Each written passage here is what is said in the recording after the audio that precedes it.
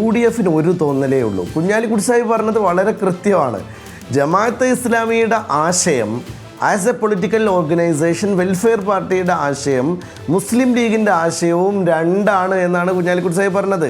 ഈ കോൺഗ്രസിൻ്റെ ആശയവും മുസ്ലിം ലീഗിൻ്റെ ആശയവും രണ്ടാണെന്ന് ഞാനും പറയുന്നു. എന്ന് പറഞ്ഞാൽ ഇതിനർത്ഥം എന്താണ്? ഇത് ഞങ്ങൾ ഒരാശയമാണെങ്കിൽ ഞങ്ങൾക്ക് എല്ലാവർക്കും ഒരു പാർട്ടിയായ പോലെ. ഇതൊക്കെ ആശയപരമായ വ്യത്യസ്തതയുണ്ട്. ഇപ്പോൾ CPIയും CPIMും തമ്മിൽ എന്താണ് വ്യത്യസ്ത പാർട്ടികളായി നിലകൊള്ളുന്നത്? അവർക്ക് ആശയപരമായ വ്യത്യാസമുണ്ട്. പക്ഷേ മുന്നണി എന്ന് പറഞ്ഞാൽ എന്താണ്?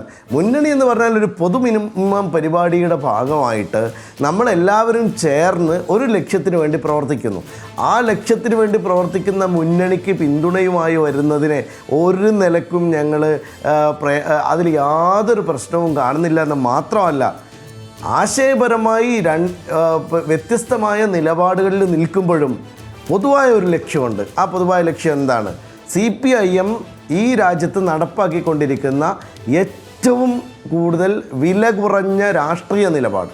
അതിലേറ്റവും പ്രധാനപ്പെട്ട കാര്യം എന്താണ്? ഈ നാട്ടിലെ ജനങ്ങളെ വർഗീയമായി ഭിന്നിപ്പിക്കാൻ ഒരു മടിയുമില്ലാതെ BJP മുന്നോട്ട് പോകുമ്പോൾ ആ BJP അത്ഭുതപ്പെടുത്തുന്ന തരത്തിലേക്ക് വർഗീയത തെരഞ്ഞെടുപ്പിൽ ഉപയോഗിക്കുകയാണ് അവർ. അതാണ് വടകര നമ്മൾ കണ്ടത്.